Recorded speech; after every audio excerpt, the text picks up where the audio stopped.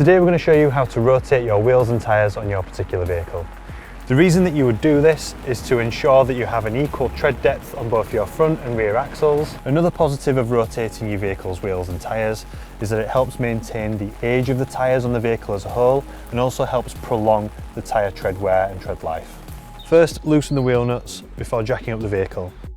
If you do want to know how to jack up your car safely, check out the link for the video that we've done on that previously. Remove the wheel nuts, remove the wheels. You then want to rotate the wheels from the front and rear axle with one another, replacing the wheels, tightening up the wheel nuts by hand initially, and lower the vehicle once safe to do so. You can then torque the wheel nuts up to the manufacturer's specified torque setting. You will then want to check the tyre pressures on your car. Normally on a front wheel drive car, the tyre pressure for the front axle will be slightly higher than that of the rear.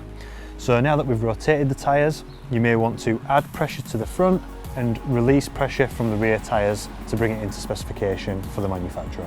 If you found this video useful, please check out the channel for more how-to videos and don't forget to like and subscribe.